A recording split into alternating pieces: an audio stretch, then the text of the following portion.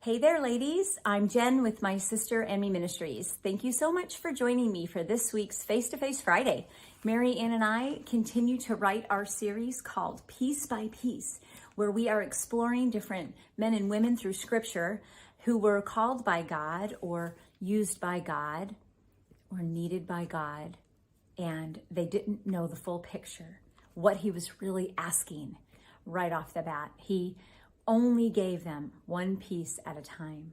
And there are many of these stories in Scripture. And there are many of our own stories that we could probably tell of things that we feel God is calling us into. And we've either been too fearful to step forward, or we've jumped in with both feet, or we've taken it really slow. So there's a lot of ways that these men and women could have approached their obedience or trust in the Lord. And no matter how much I feel like I trust in God, no matter how much I try to be organized, no matter how much I try to put first things first, sometimes I still feel like I am just hanging by a thread. And I need that reassurance that God is with me and for me. I don't know if you need that today, but He is. The woman that I want to share with you today her story is actually found in 3 of the 4 Gospels, although she does not have her name revealed, and how I wish it was, because I love knowing the names of the men and women that God healed and touched and equipped to do great things. This woman's story is really hard and really sad for me because she had an ailment that lasted 12 long years, something that she couldn't control, something that she couldn't even find solution for with many doctors and all of her money. She was basically secluded away from the community because of it. And she was really pretty much isolated from her family, from anyone.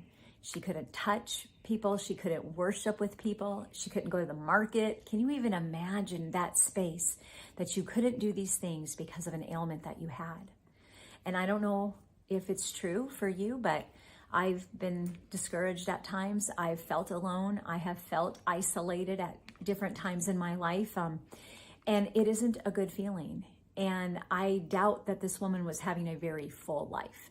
So we're going to dig into the chapter of Mark, chapter 5. And I want to just read a portion of her story, and then we can talk a little bit more about it. So will you join me in Mark chapter 5? And I'm going to start in verse 24. All right. And a great crowd followed him and thronged about him. And there was a woman who had a discharge of blood for 12 years, and who had suffered much under many physicians, and had spent all that she had, and was no better, but rather grew worse.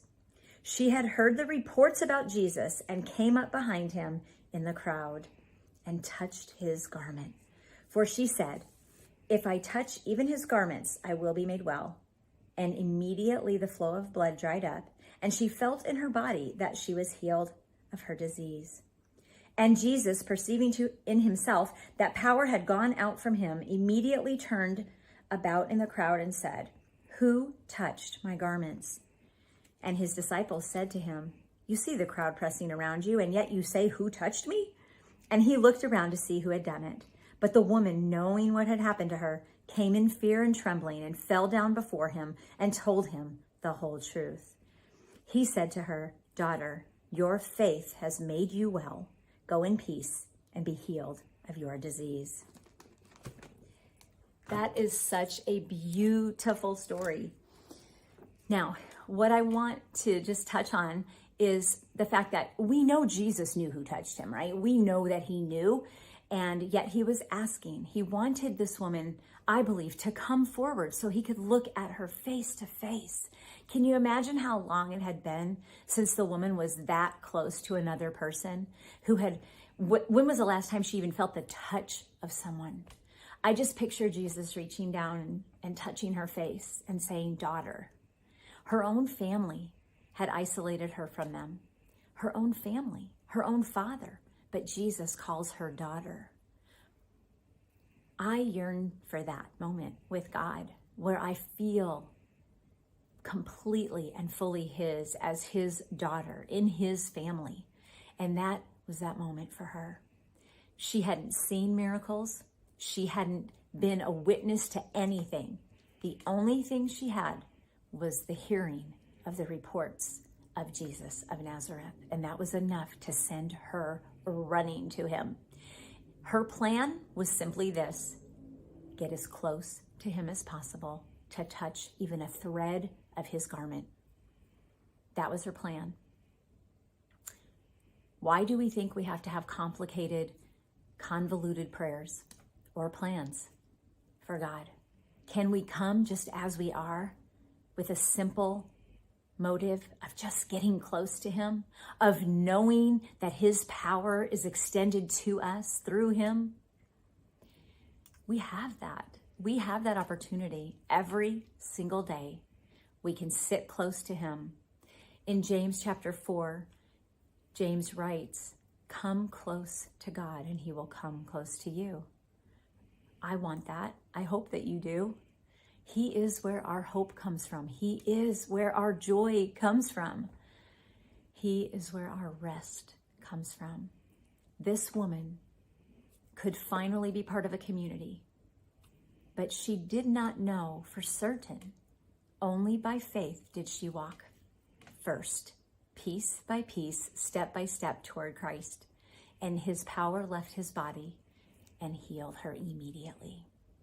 Ladies, Mary Ann and I are going to be praying this week that as you sink into your own lives, your own hardships, your own place, wherever you are right now, if it's a hard and difficult space, I want to encourage you to hold fast to the hope of Jesus.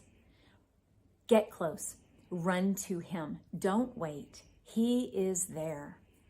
Let him wrap his arms around you and hold you tight and call you daughter, because that's who you are to him. Have a wonderful week, ladies, and sink into this truth that one day, one moment at a time, Jesus will reveal the plans he has for you. Hold fast to hope. Bye-bye.